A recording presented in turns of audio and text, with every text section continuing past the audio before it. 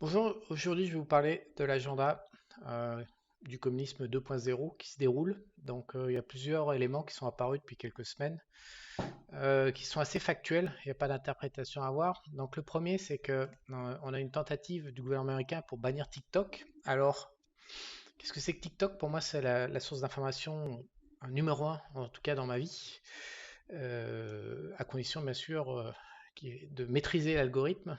Il ne faut surtout pas aller cliquer sur les photos de cul, des super culs de toutes les gonzesses de la planète. Et il faut maintenir, ou alors il faut avoir plusieurs comptes, mais il faut éduquer l'algo de manière à ce qu'il target les contenus haute fréquence. Et Dieu sait s'il y en a, des contenus vraiment très très intéressants. À tel point que depuis un mois ou deux, je me suis dit que c'était un petit peu trop dangereux les contenus qui étaient publiés. Ça rappelait Andrew Tate qui défiait un petit peu les élites internationales et puis qui est maintenant en prison en Roumanie avec du vide, sans aucun dossier à charge réel. D'ailleurs, ça n'a toujours pas été publié.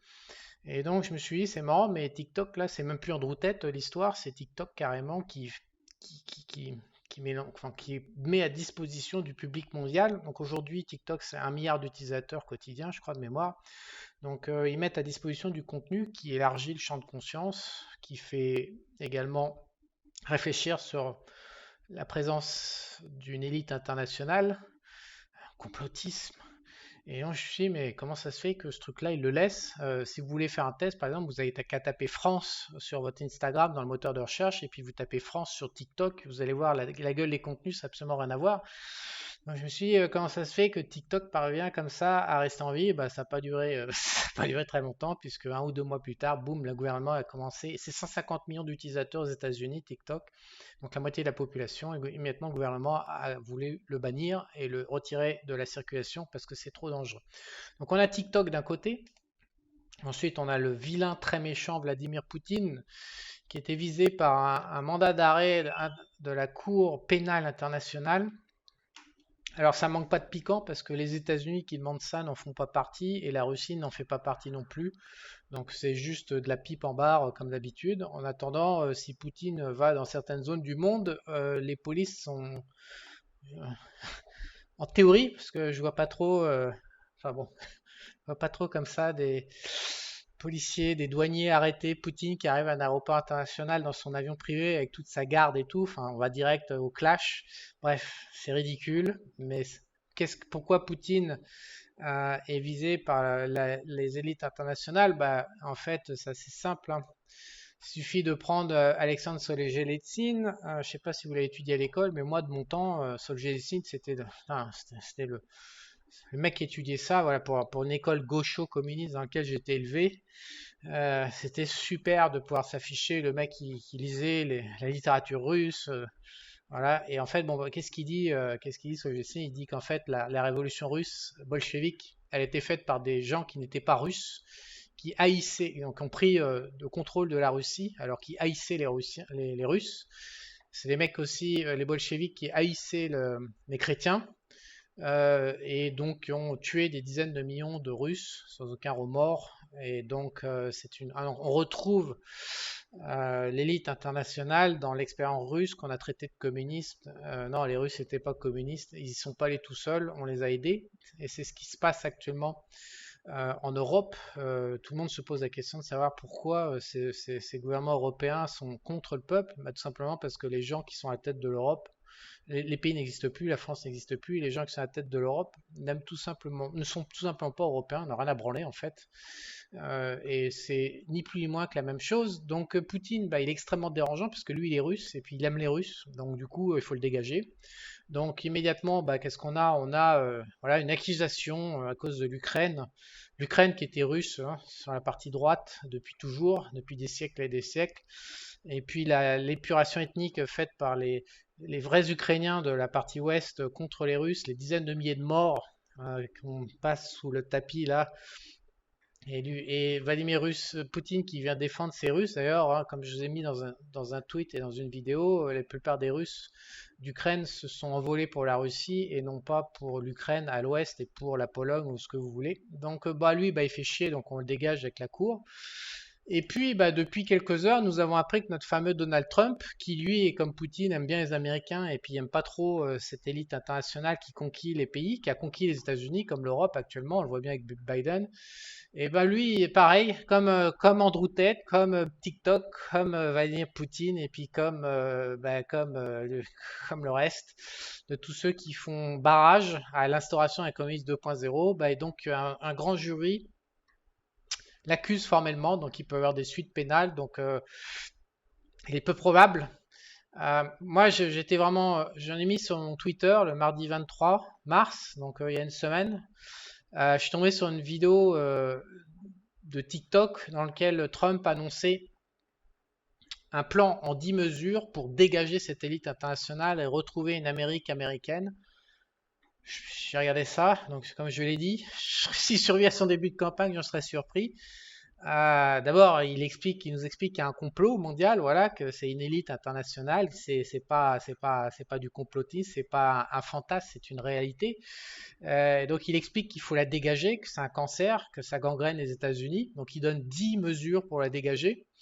Donc, une solution. Et là, en fait, ce qu'il a proposé dans cette vidéo, j'ai trouvé ça. J'aurais truffe, je dis, mais ils vont le buter, quoi. C'est le nouveau Kennedy, il va passer à la trappe. Ça a pas pris longtemps, hein, une semaine plus tard, voilà, il vient d'être condamné. Enfin, ils vont le dégager sur la touche. Donc, grosso modo, nous avons affaire à une élite internationale, voilà, qui a pas de pays. Alors, moi, je peux comprendre cette élite internationale. J'ai toujours pensé que le pays, c'était juste un outil euh, pour gérer les esclaves. Euh, alors, ils nous méprisent, hein, ils nous méprisent profondément. Euh, mais assurer son identité, je comprends bien que voilà, on est dans un pays, il y a une culture, une identité, une bouffe, une religion spécifique, même s'ils racontent des conneries, des mœurs, des traits de caractère qui sont nationaux. Et moi, je peux comprendre que ça fasse un petit cocon et qu'on a envie de participer à cette expérience collective humaine. Mais le problème, c'est qu'il faut être con pour croire au pays aujourd'hui. Les pays racontent que de la merde depuis des décennies maintenant. Donc il faut être un peu con quand même pour croire que la France existe toujours, que la France c'est quelque chose. Il n'y a plus aucun pays qui existe. Et donc je comprends l'utilité, je comprends le bien-être qu'on peut tirer, mais enfin, à un moment, il faut arrêter de rêver et connecter à la réalité. La réalité, c'est que les pays aujourd'hui, voilà, de toute façon, tout est fait pour détruire la notion de pays, pour nous dégoûter, pour nous réunir sous l'égide d'un seul, probablement, organisme comme l'ONU, avec une seule monnaie mondiale, une seule taxation mondiale, un contrôle absolu via les crypto-monnaies ou on ne sait pas trop, les monnaies digitales, on ne sait pas trop comment ça va se formuler, mais grosso modo, plus aucune transaction ne sera pas contrôlée probablement par l'intelligence artificielle. Et donc, faut être un peu con pour pas comprendre ce mouvement, ce communisme 2.0, et à base de technologie. Et le problème, c'est qu'il est mis dans des mains dangereuses, diaboliques. Il y a une haine profonde du peuple. Donc c'est un peu comme les Indiens d'Amérique qui constataient qu'ils allaient disparaître bien avant la fin avec les Sioux en 1890, non, en Californie, voilà, pendant des siècles, pendant des décennies, ils ont bien vu que c'était fini, quoi. Et bon, après, bah, soit on est pragmatique, ou alors on se laisse crever, je sais pas, mais croire que, voilà, enfin, c'est fini, quoi. Le monde des pays, c'est fini, on est en train de passer à autre chose. Donc je trouve qu'il faut être un peu con, mais néanmoins, je comprends bien le besoin qu'il y a derrière, et c'est pas méprisable, à loin de là, d'avoir cette envie d'appartenir à un pays. Serait-il qu'aujourd'hui, ça n'existe plus, on le voit bien. Donc cette semaine, nous avons appris, mardi de cette semaine, que l'Europe a voté une réglementation qui va interdire le transfert d'argent qui vise directement les crypto-monnaies. Donc en fait, ils ont fait comme, alors c'est toujours pareil, c'est toujours mal, c'est des malins, hein, c'est le diable, donc c'est des démons quoi. Donc c'est sous couvert bien sûr de blanchiment d'argent, hein, c'est toujours pareil. C'est une guerre entre les élites et le peuple, donc tout ce qui est intéressant pour le peuple, bah, c'est dégagé. Et puis en plus avec du mensonge. Et donc c'est un va-et-vient dans l'histoire, c'est une dualité, un contre-pouvoir. Donc par moment le peuple a le pouvoir, par moment les élites ont le pouvoir, les élites internationales. Donc par moment le peuple et des pays et des nationalistes, bah, comme Poutine ou Trump ont le pouvoir. Puis par d'autres moments, cette caste internationale avance son rêve de communisme et d'esclavagisme. Donc aujourd'hui, toujours, on m'entend comme des arracheurs dedans, mais après, plein de gens qui ont envie de croire à leurs mensonges, donc évidemment ça marche. Donc là, ils nous ont expliqué que c'était pour lutter contre le blanchiment d'argent et le financement du terrorisme. Donc attention, avec 1000 euros, hein, on peut financer le terrorisme international. Donc maintenant, il est désormais interdit de faire un transfert de plus de 1000 euros à partir de banques, de crypto-monnaies, etc. Si il n'y a pas une identification complète et totale de l'individu qui transfère ce virement de 1000 euros. Ça ne manque pas de piquant. Et également, il est interdit pour les entreprises de faire des transactions de plus de 7000 euros en espèces. Donc, même si l'individu est identifié. Donc, autant vous dire qu'on est en train de changer de dimension. À quand le contrôle d'échange rétabli, l'impossibilité de traiter avec l'étranger, l'impossibilité de transférer son patrimoine à l'étranger, l'impossibilité bien sûr d'utiliser les cryptos. Donc pour moi, la conséquence directe, pour moi les cryptos servent deux choses. D'abord, c'est un outil de spéculation. On me demande tout le temps ce que je pense des cryptos. L'outil spéculatif en lui-même, j'ai pas d'opinion. Si ce n'est que j'en ai une maintenant suite au passage de cette loi mardi dernier. Avant, j'avais pas d'opinion, aujourd'hui j'en ai une. Le Bitcoin, soit il vaut 500 000. Je rappelle que Swift continue d'autoriser des transferts de plus de 100 000 dollars vers les cryptos. Donc, clairement, c'est comme les législations des investisseurs avisés qui ont plus de 500 000 euros. Donc, clairement, ils sont toujours pareil en train de créer une sous-caste mondiale qui exécute les plans de l'élite. Donc, voilà, il faut avoir entre 100 et 500 000 euros ou 500 000 dollars pour accéder à un certain nombre de fonctions dans le système financier mondial. Toute personne qui est sous 100 000 euros, c'est-à-dire 98% de la population mondiale, elle est baisée, elle est en mode esclave avec tout plein de limitations quasi infranchissables. Donc, je pense que le Bitcoin va peut-être survivre et devenir un outil pour les riches. Donc il doit prendre de la valeur parce que ça sera un outil un peu off the grid par rapport aux monnaies digitales proposées par les États. Donc je pense que voilà, ça vaut beaucoup plus que 30 000 dollars. Ou alors les États considèrent que ça leur fait de l'ombre et qu'ils veulent plus du tout entendre parler de marché de crypto privé, de quoi que ce soit, de décentralisé, de monnaie, de machin. Et donc ils butent tout, ils interdisent tout. Toutes les transactions sont finies, les utilisateurs en fait de crypto sont pénalisés, ils enlèvent probablement la parité dollar crypto et puis fin de l'histoire et donc ça vaut zéro. Donc pour moi les cryptos privés valent soit 500 000, 1 million de dollars pour le Bitcoin ou zéro. Mais on peut pas avoir une espèce de valeur un peu intermédiaire à 20-30 000 comme en ce moment. Il y a un truc ça colle pas en fait avec ça. À la réglementation, vous interdit de transférer votre argent depuis mardi. Mardi 28 mars 2023, voilà, ça colle pas. Je pense que l'agenda faire un contrôle total des monnaies de manière à nous asservir est en marche. Donc je suis très très pessimiste. Comme je vous rappelle, j'ai fait des vidéos. Alors c'est compliqué d'utiliser YouTube pour remonter en arrière. Même en mettant charte de repère et puis des mots-clés, communisme, ce que vous voulez, c'est compliqué de retrouver mes vidéos de 2015-2017.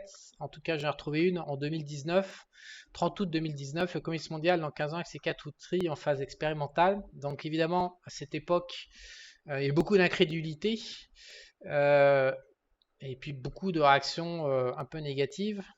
Aujourd'hui, c'est beaucoup plus crédible, ça devient beaucoup plus évident. Donc moi, je continue de penser qu'on va vers un communisme. Alors, si Poutine reste vivant, paradoxalement, la Chine a l'air d'être s'associer avec Poutine, avec la Russie. Mais encore que c'est des propositions collectives qui sont quand même assez hardcore. On a encore un milliardaire qui a disparu là la semaine dernière.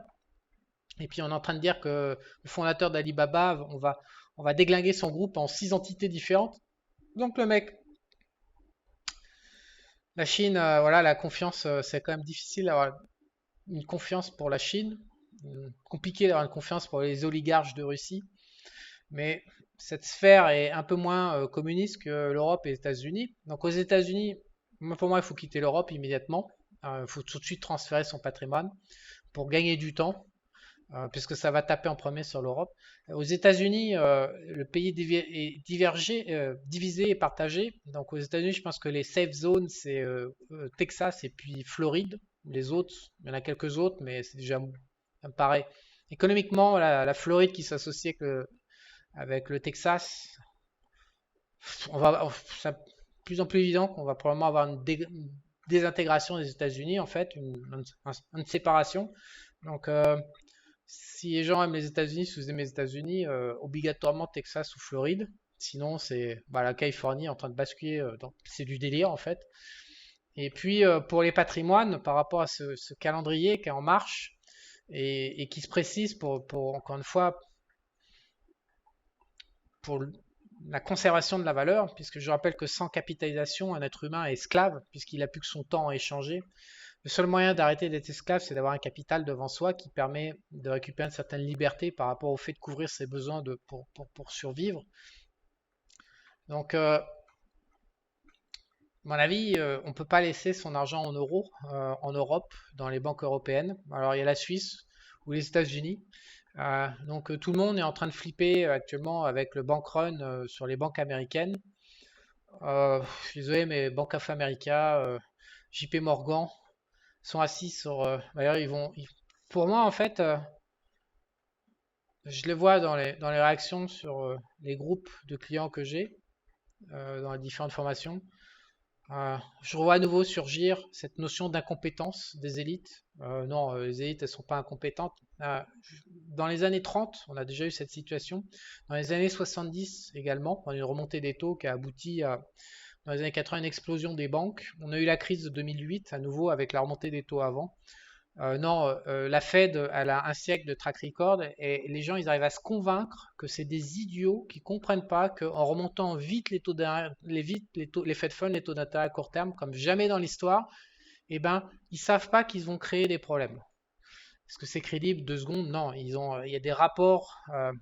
Il est possible de se documenter sur la Banque internationale des settlements, là, la BIS. Il y a des rapports qui sont publiés sur le site de la Fed. On voit que les gens réfléchissent à un niveau qui est hallucinant. Il suffit de farfouiller d'ailleurs ces rapports. Je le fais régulièrement sur les banques centrales. Ils sont tous sauf cons. Ils ont un paquet de mecs autour d'eux qui réfléchissent comme des brutasses et qui font des modélisations de brutasses. C'est absolument littéralement impossible de penser que la Fed n'a pas fait exprès de remonter les taux le plus vite possible, de manière à indisposer un certain nombre de banques indépendantes qui vont tomber dans les mains des grosses. Ça s'appelle de la collecte. Je ne sais pas comment on peut se convaincre que les gens qui nous gouvernent sont idiots. Ils sont surtout au niveau des banques centrales. Donc, je vous invite à aller vous documenter si vous pensez ça. C'est public sur le site de la Fed Saint-Louis. Vous pouvez farfouiller. Il y a des centaines ou des milliers de rapports sur à peu près tout ce qui bouge dans le domaine du monétarisme. Donc non, on a affaire à des gens qui savent exactement ce qu'ils sont en train de faire, qui sont juste, c'est des prédateurs. Donc les petites banques américaines sont sous la prédation des grosses. Donc si vous voulez exporter, et l'Europe est en train de faire de la prédation sur son peuple. Donc si vous voulez exporter votre patrimoine, je vous recommande de le mettre du côté des banques prédatrices et non pas du côté des banques qui vont se faire prendre le capital parce qu'il y a un bank run et qu'il n'y a plus assez d'argent et qu'il faut faire faillite. Donc c'est du b.a.-ba pour exporter son capital. Voilà, donc après, pour finir cette vidéo, je vous rappelle que moi, c'est pas parce qu'ils sont en train d'enfermer les utilisateurs des cryptos et les bloquer. Moi, c'est une chose de spéculer sur les cryptos, comme le Bitcoin, de jouer à court terme, ou de se dire que certains shitcoins vont exploser, vont faire x100 ou x1000 parce que. C'est pas mon univers. Les cryptos, ça sert aussi pour faire des transactions dans l'économie réelle, matérielle, comme j'ai dit dans une récente vidéo. Donc moi, j'ai une utilisation directe au Venezuela pour lancer un business. Et donc, je suis toujours OK pour échanger mes formations à moins 40% contre des stablecoins, USDT ou BUSD. Donc mon coupon, vous prenez contact sur mon email charles.yahoo.fr si vous êtes intéressé. L'ensemble de mes formations sont à moins 40% contre des stablecoins. Donc je le répète, je ne constitue pas une position, ce n'est pas du patrimoine, ce n'est pas la conservation de valeur, c'est juste un outil essentiel pour pouvoir transformer ça en dollars de rue dans le Venezuela. je vous le répète également, là, on a une loi justement qui commence à dire qu'on ne peut plus faire de virement vers un échange, une place de marché de plus de 1000 euros. Donc, aux États-Unis, avec le SWIFT, c'est quasiment interdit sous 100 000 euros, sous 100 000 dollars. Donc, je vous répète, parce que certains n'ont pas compris, il est compliqué d'alimenter les wallets aujourd'hui avec du cash de manière à le transformer en stablecoin, de manière à le transférer après dans un pays, par exemple, comme le Venezuela, comme je disais dans ma vidéo récente qui a été publiée, si j'y vais, qui a été publiée il y a 11 jours. Voilà, expat plus monnaie plus inflation. Si vous posez la question, vous découvrez comment finir millionnaire ou dans la rue. Bonjour, c'est dans cette vidéo que je vous explique que la monnaie, à un moment, ça peut servir aussi. C'est pas que de la spéculation. La monnaie peut servir et les crypto-monnaies peuvent servir à traiter dans des pays où il n'y a pas de monnaie nationale, tellement, enfin, comme il y a des pays, tous les pays ont des monnaies nationales, mais c'est des poubelles par moment qui empêchent l'activité économique saine. Et donc moi, je suis toujours intéressé pour récupérer vos stablecoins. Donc si la loi d'aujourd'hui vous inspire que finalement vous voulez plus conserver votre patrimoine, je m'adresse vraiment pas aux personnes qui spéculent, encore une fois, ça j'ai bien compris le game, il n'y a pas de souci. J'envoie ce message aux personnes qui utilisent les cryptos dans une optique de conservation de valeur en dehors des banques parce qu'ils estiment qu'il y a un risque de faillite des banques. Alors déjà pour moi, on voit bien que tous les dépôts sont garantis en Suisse, en Europe. On nous a annoncé que c'était 100 000, puis finalement ils vont mettre 400 milliards, ils ont débloqué 400 milliards pour assurer tous les dépôts de tout le monde parce que sinon c'est ingérable. Donc pour moi le risque des banques, je vois énormément de clients qui se branlent depuis des années sur où est-ce que je mets mon argent, est-ce que je vais faire faillite ou pas, est-ce que je vais tout perdre ou pas, c'est super important. C'est une perte de temps absolue pour moi depuis des années. On a encore eu un test. Ah oui, puis aussi les 13 tests. Donc on fait des banques. Oui, alors on a testé la solidité de la banque. Alors le système est très fort, très strong, même s'il y a une crise. Voilà, on a l'ancienne Yannette qui nous dit qu'il n'y aura plus jamais de crise financière il y a 2 mois ou 3 mois. Bref, tout ça c'est du bidon. Alors, de mon point de vue, mais enfin, on a vu avec les événements que c'était réellement bidon, c'était juste de l'effet d'annonce. Et donc, se branler de savoir si la banque va faire faillite, pour moi, c'est de la branlette. En revanche, se demander si c'est judicieux de conserver une partie de son patrimoine en crypto pour se protéger d'un risque qui n'existe pas, ça c'est une question réelle parce que pour le coup, avec cette loi qui passe, il y a un risque réel que les cryptos tombent à zéro. S'ils ont décidé de tout bloquer, encore une fois, ça tombera à zéro. Donc on ne sait pas qui survivra, quoi, comment, mais donc il y a un risque réel pour le coup.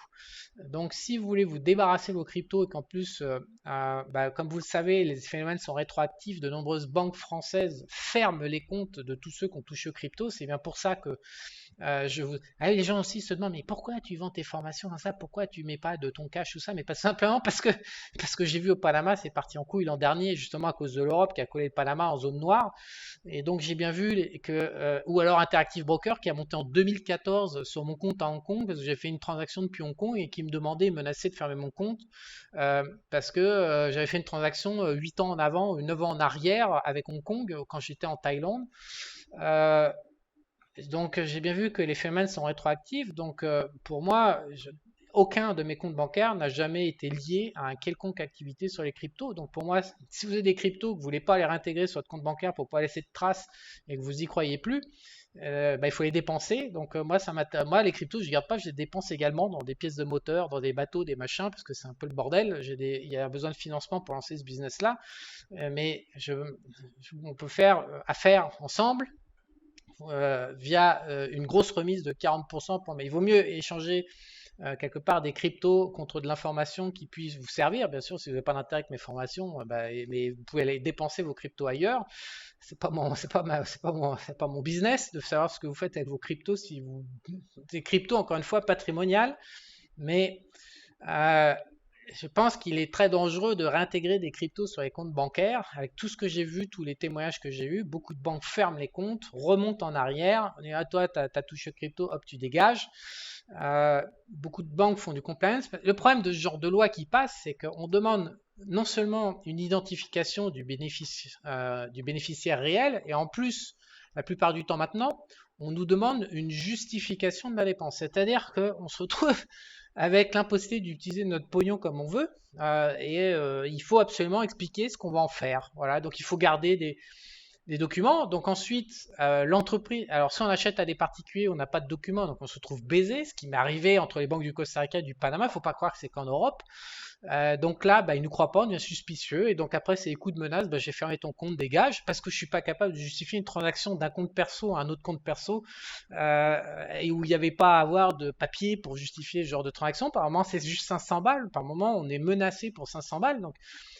Donc, après, il y a les transactions avec les entreprises, donc il faut regarder les justificatifs qu'on fait avec les entreprises. Et puis imaginons demain que la banque dise: ah ben non, mais ça, tu as acheté ça à telle entreprise, mais moi ça me plaît pas, je ferme ton compte. On est dans ce genre de délire, donc c'est pour ça que je propose à certaines personnes qui comprennent ce que je suis en train de leur dire pleinement, de faire un deal de gagnant-gagnant, à savoir vous retouchez, vous remettez pas vos cryptos dans le circuit bancaire pour éviter d'avoir des emmerdes, et moi, vous me les donnez et ça passe pas non plus par mon compte bancaire et j'en ai une utilisation directe demain. Enfin, je sais pas, Venezuela, je pense que j'ai encore 2 mois pour établir, finir, enfin pour mettre sur orbite mon business. C'est sûr que dans 2 mois, j'arrêterai de vous demander des cryptos parce que j'aurai moi-même pas d'utilité. Voilà à peu près la situation sur le système. En tout cas, je trouve que cette loi est assez inquiétante. Donc fin d'anonymat, c'est faux, c'est plus que ça, c'est le début du contrôle bancaire de dépenses de notre argent personnel. C'est bien pire que ce qu'ils sont en train de dire dans cet article. Alors, le blanchiment d'argent à combat depuis des décennies, c'est pas vrai. En plus, le financement du terrorisme, etc. Non, on est dans l'instauration d'un système communiste mondial qui va, à la fin, nous empêcher de nous exprimer, nous empêcher de nous déplacer, nous empêcher d'acheter. Bah, par exemple, imaginons que, je sais pas, qu'ils nous proposent un vaccin avec une énième maladie et qu'on ne le prenne pas. Donc on n'est pas les papiers nécessaires pour faire notre compliance vis-à-vis des États. Avec des monnaies digitales, ils pourront tout simplement soit nous empêcher, je ne sais pas, d'acheter de la bouffe ou carrément nous piquer. Donc il paraît que Christine Lagarde, donc la responsable de la BCE, la Banque Centrale Européenne, a dit que dans le futur, il vaudrait mieux avoir un travail que de l'épargne. Voilà, c'est à peu près ce que je suis en train de vous dire. C'est-à-dire que d'une manière ou d'une autre, pour conserver certains privilèges, et encore, c'est pas, on a encore un peu de mal à voir comment ça va s'orchestrer, surtout comment dire, la transition. Est-ce que du jour au lendemain, comme ça a eu déjà eu lieu en Allemagne, en Angleterre, en France, aux États-Unis, pendant les Romains, il y a 2000 ans, est-ce qu'on va se lever un matin, un week-end, et on va nous expliquer que nos euros, nos dollars, machin, ça n'a plus lieu, maintenant c'est tel monnaie digitale d'État et puis c'est comme ça et puis maintenant bah, toutes les transactions ont lieu comme ça et il y a pas et c'est fini quoi. Je sais pas si ça va avoir lieu en une fois, si on nous propose un wallet comme en Chine qui met 2 ans et au bout de 2 ans ça commence à balbutier mais les Chinois n'ont pas accepté ce wallet encore d'État. Est-ce qu'ils vont prendre du temps? Pour vous donner un ordre d'idée, en 1994, 1997, je ne sais plus, certains d'entre vous n'étiez même pas nés, mais Alain Juppé a lancé un machin qui s'appelle la CSG et la CRDS. Alors c'était à l'époque pour payer les retraites et puis les dépenses de santé, je ne sais pas trop quoi, du système, l'assurance maladie qui allait pas bien. Et c'était juste un impôt de quelques pourcents qui était valable pendant quelques années. Et quand on a fini de payer le trou, eh ben on l'enlèverait. Vous avez qu'à faire des recherches, je m'en souviens très très bien, comme si c'était hier. Donc on est 25 ans plus tard, l'impôt en question, il a été multiplié par 5, il existe toujours, il va exister jusqu'à la Saint-Glinglin. Donc je trouve que les États, c'est du génie, ils ont l'art et le génie d'imposer sur le long terme, doucement mais sûrement, jusqu'à ce que l'oubli, généralement, se fasse et que ça devienne une habitude, une norme, et puis après, plus personne ne discute. Mais au début, ils disent toujours c'est passager, c'est pour le blanchiment de l'argent, le terroriste, toi, avec 1000 dollars, on finance du terrorisme, bien sûr, etc. etc. Euh, je ne sais pas si c'est monnaie digitale et après la monnaie communiste hardcore, je ne sais pas quand, quoi, le calendrier, je serai juste, mais ça me paraît inévitable aujourd'hui, on va dans cette direction. Ça fait des années que je fais des vidéos là-dessus, parce que c'est ma principale crainte. Mais à un moment ou à un autre, en fait, tout va s'effondrer. En fait, l'économie va plus pouvoir fonctionner, tout le monde va arrêter de bosser, tout va s'effondrer. Et actuellement, la France est en révolution dans la rue, mais je la trouve un peu gentille, la révolution. On l'a vu avec la Russie. Tôt ou tard, une révolution, ça se termine avec une explosion de violence. Donc on va vers une explosion de violence, on va vers un effondrement économique. C'est le communisme 2.0 qui est en train d'être instauré devant nos yeux cette semaine, parce que c'est vraiment cette semaine qu'on est en train de, on est en train d'entrer de plein fouet dedans. Alors pour finir, je reviens à ma vidéo précédente sur laquelle on m'interroge souvent à savoir faut-il emprunter? En fait, il y a de l'inflation, donc à taux fixe. Quand on a un taux fixe à 2-3% en immobilier, puis qu'il y a une inflation à 6-7, c'est le pactole. La question, c'est faut-il emprunter si réellement l'agenda Comics 2.0 se met en route, enfin se concrétise en Europe dans sa version hardcore. Qu'est-ce que produit le Comics 2.0? Le Comics 2.0, il attaque la liberté. Donc on sait que la liberté, c'est le fondement de l'être humain. Euh, Il n'y a pas de production, l'être humain, et je parle spécialement de l'Occident, et j'ai envie de dire un truc, c'est l'homme blanc.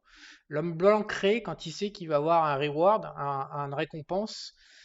Massivement, dans le monde, les brevets, on le voit, la majeure partie de la création économique a été faite par l'homme blanc occidental. Donc je ne pense pas que si on nous enlève la liberté et donc la récompense, je ne pense pas que l'homme blanc va continuer à produire. C'est peut-être que je me trompe, mais on voit bien d'ailleurs en France, les mecs, on arrive à les faire bosser à moins 66, avec moins 66% d'impôts, et puis des conditions de plus en plus abjectes, une stagflation, etc. On arrive quand même à les faire bosser, mais à un moment, en fait, l'homme blanc se révolte. Il descend à la rue, il se révolte. Euh, voilà, donc passons le volet politique. Économiquement, ça veut dire quoi? Ça veut dire que là, voilà, donc là, ils sont dans la rue, ils vont leur filer à bouffer.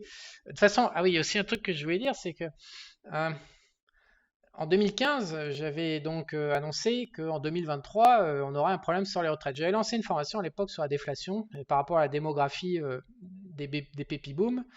Et j'avais dit qu'en 2023, voilà, on aurait un problème de retraite, ça démarrait. Alors, ça démarre en 2023, on me dit, ouais, super ta prévision. Non, c'est pas une prévision, c'est une projection. Je pense qu'il y a des gens, en fait, qui savent pas calculer, ils confondent la prévision avec la projection.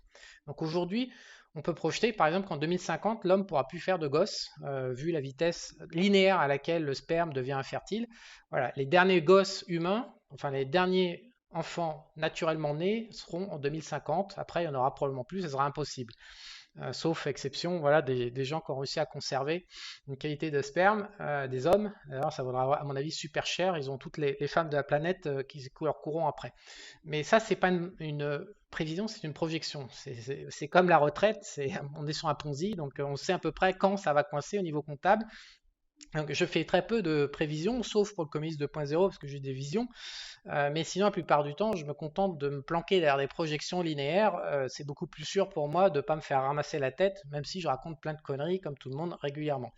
Donc aujourd'hui, si on doit faire une projection, euh, on sait, parce qu'il y a des expériences, que si on retire la liberté, et on est en train de nous retirer la liberté de récompense, de transactions, de création de richesses, on va vers un effondrement économique, on va vers un effondrement de la production parce que tout simplement arrive un moment où on se dit bah c'est pas la peine, je préfère arrêter de bosser. Donc quand on vient me poser la question de savoir est-ce qu'il vaut mieux emprunter à cause de l'inflation pour investir, pour bénéficier du cadeau de l'inflation, alors qu'on est dans des conditions économiques euh,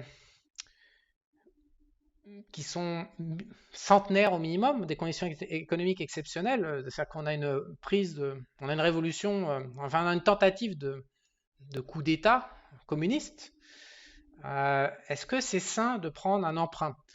Alors comment les élites veulent prendre, comme je viens de vous expliquer pour les grandes banques américaines qui vont collecter les petites qui n'ont pas compris que la Fed allait plumer avec une remontée des taux, elles n'ont pas pris au sérieux en fait, elles n'ont pas eu le temps de se retourner, elles n'ont pas géré leur risque correctement, elles n'ont pas géré le signe noir correctement, voilà. Et comment est-ce qu'on peut prendre un emprunt? Comment ça se passe à chaque fois? Bah, ceux qui perdent, c'est ceux qui ont les emprunts qui ne peuvent plus payer. Donc, ce qui se passe, c'est que quand on prend un emprunt, on a un collatéral. Donc, si le collatéral permet de rembourser l'emprunt, on est bien. Maintenant, on a la quasi-certitude qu'au moins en Europe, ils veulent détruire, ils veulent faire ce qui s'est passé en 1917 en Russie. Donc, ils veulent détruire la production et la propriété privée. Donc, on va vers une dépression économique majeure. On ne sait pas quand, à horizon 5 ans, à horizon 10 ans, on va vers une dépression économique majeure. Si on détient un emprunt et que notre collatéral vaut zéro, et après on a une banque qui toque à notre porte en disant bah mec, c'est mon pognon, il faut que tu me le rembourses, je vais te saisir. prendre un emprunt aujourd'hui pour faire un investissement immobilier ou business ou n'importe quoi, c'est l'assurance. C'est ce que si l'agenda se met en place, et on voit bien que Trump, Poutine, TikTok, tout ce qui est sur le passage, ça dégage. Même un simple influenceur comme Andrew Tate, il faisait trop de bruit, boum, il dégage. Euh, Moi, je ne prendrais pas d'emprunt. Donc, dans l'université investisseur, j'arrête pas de changer d'avis parce que c'est compliqué d'anticiper le futur en ce moment parce qu'on est face à du pur chaos comme on n'a pas eu depuis un siècle, depuis 1917, depuis la Seconde Guerre mondiale. On a des phénomènes politiques qui sont massifs.